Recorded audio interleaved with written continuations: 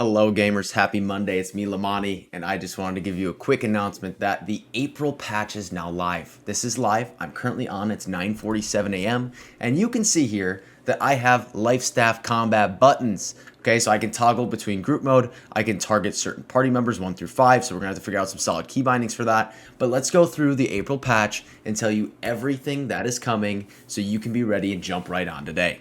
All right, so I figured before I stream Monday, Wednesday, Friday around 10 a.m.-ish Central Time on Twitch, hit the links below.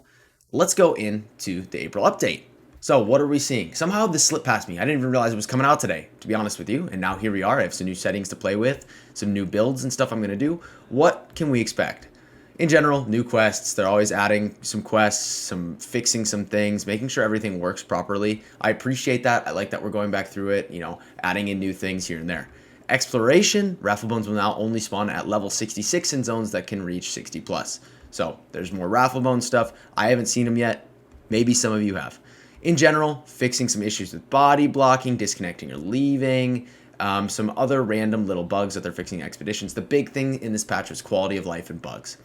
Things in Genesis, same kind of deal. Last, same kind of deal. Tempest Heart, same kind of deal. The big things that are coming, right? We have some general fixed an issue that caused buffered attack inputs to not be cleared by weapon swapping. So, we're hoping to get some more functional, really fluid gameplay. Fix stutter and desync when casting spells, becoming stuck. There were some instances, where there's some weird interactions where you'd start to move around or have some weird stuff that was happening. And so that's a nice thing.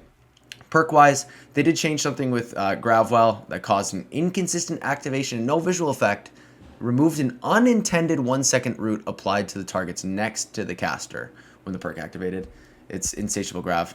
That's not really fixing anything with how Gravwell is working right now, just a random bug. We're also getting the Blackguard weapons rolled with Plagued Heavy Strikes. This has been changed to Plague Crits on the Bow and Blunderbuss and Refreshing Evasion on the Fire Staff, Void Gauntlet, Ice Gauntlet. Kind of tough that this is switching to RE on these three. I think they were really sick with that on there, but there you go. Removed input buffering when exiting ADS to avoid hipfire from unintentionally activating. So nice little bow change there. Hopefully we're going to be focusing on bow more in the future, like they said in the dev update, just to get it a little bit more fluid. What else? Occasional desync and things like that with blast shot, fixed an issue where ammo is being consumed incorrectly. I don't see anything about refreshing move here, but I know they're intending to remove the refreshing move roll from all blunderbusses just because it is busted. Random things here. Here's the big one I want to talk about. Life Staff. Added hotkeys for targeted healing. There's now an assignable hotkey for each member of your group, like I showed at the start, 1 through 5. Group mode can now be toggled on and off, finding new hotkeys in the key bindings tab. So if you look there, what am I planning to do? Well, I'm going to see how this functions a little bit. I'm wondering what I can do for groups 1 through 5, because ideally I'd like to put them on 1, 2, 3, 4, and 5. But where are my consumables going to go? So today on stream, I'm going to be thinking, where am I going to bind some things? I'll probably put out a video in the future here how I'm going to have it bound. Where did I bind? I think this is going to have the most value nonetheless is the group mode toggle. Where have I bound that? I've put that on my mouse. So a lot of you know that I put my self-heal right here where my thumb is. So I have 2 buttons, one here, one here. I put my self-heal here. So I hold my self-heal key to hit mine, and then I automatically heal myself, right? If I hit this other one now, I can toggle between group mode. So I think that's a good spot to put it, somewhere on your mouse, somewhere that's really easy to access. But as far as group mode binds, I think I want to do 1, 2, 3, 4, and 5, but I've got to figure out new consumable binds then. So we'll get there. We'll work through it. What do I think is going to be really good about this? I think it's going to be fantastic in War and OPR. I think that's where you're going to see the most advantage, specifically right when you're trying to LE or Sacred Ground somebody specifically. But I guess in Wars, it will be really, really nice. Like you want to target your Sacred Ground. I think me personally, I'm going to be switching back to a blanket heal in War just because I think there's a lot more potential there. I'll be working a new build on stream. That's going to be showing off that a bit. But regardless, having this system has been something we've been asking for a while as healers. My one concern is the 1 through 5 bind. What is that actually going to do? Can I hold it down and then hit my ability? Because that's going to change also where I'm going to put the bind. But if I could, for instance, hold 2 and then hit my E key, and that's going to Lights Embrace them, that will be incredibly strong. So, if I can just have group mode healing turned off and then hold a 2 or a 3 or a 4 or 5 and then hit the heal, I'd be super excited. But right now, I'm just worried that if I hit the key, it's going to automatically target them. I'm going to be standing there and slow walking. What if I mess something up and I'm just getting bopped? So that's the big concern, but I'm really excited about this, and I think it's going to be huge for healers.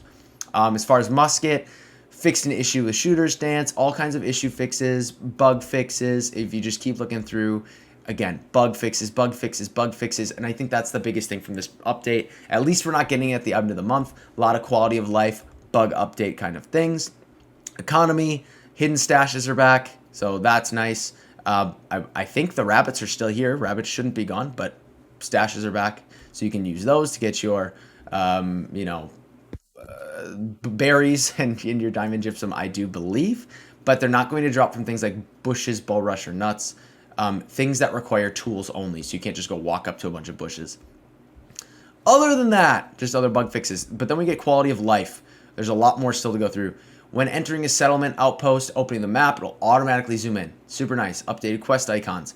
Players are now able to drop multiple items during a single inventory session while moving. Super great. Named crafted items. When you can upgrade to get an extra perk, you can now see that perk, but it's grayed out. I think that's one of the greatest things I've done, so that's really cool. So you don't have to like guess or look it up. What else? We have, updated objective things. Right-clicking on an inventory item no longer opens the actions menu. So that's nice, right? There's some new functionality there. Some tax info. Just general things that you're going to realize while you're playing. Be like, huh, this kind of works. They updated the order of tabs in the map, so that makes more sense. We have some chat updates. Nothing big there. Notable fixes. Inventory category for Alchemy and Arcana has just been Arcana. It's kind of nice. But otherwise, just general fixes, translation things. Here's the other big one. Store update, regional transfers.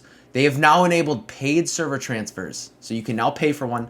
But for you people who are wanting to region transfer, maybe your region is just, not in a good spot, you can now do that as well. So you have to be level 25. You must not own any houses, so you can sell them quick before you leave. And then pay transfer $15. I think that's a fair price. I think it's a good system. Now, I think there's still a 24-hour cooldown on it. I don't know if I agree with that. Maybe make it a bit longer.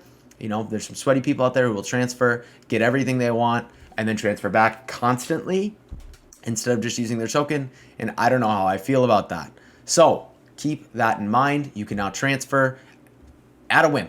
As far as expedition things, Tempest is now in the mutator rotation.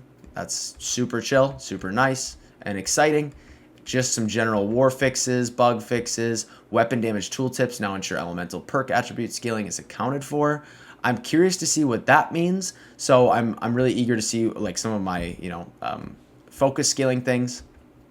Other than that, just again fixes. Gathering also has an increased efficiency on gathering tools. So look forward to that. Everything should be a little bit faster. Maybe I'll actually go cut down some trees finally. And there's just more quality of life, reducing friction, and everything that they've been talking about since the last update that they were really struggling with that. So I'm excited. The healing settings are the biggest thing. Transfers are in there, and just in general, I'm hoping for some solid quality of life updates. Thank you everybody for watching. Come hit the stream up. I'm excited for April, and next month we should have some arenas and some really exciting PvP stuff and some solid content. Hope you all are well. Thank you for watching. Thank you for listening, and thank you to every single one of you for being you. Peace.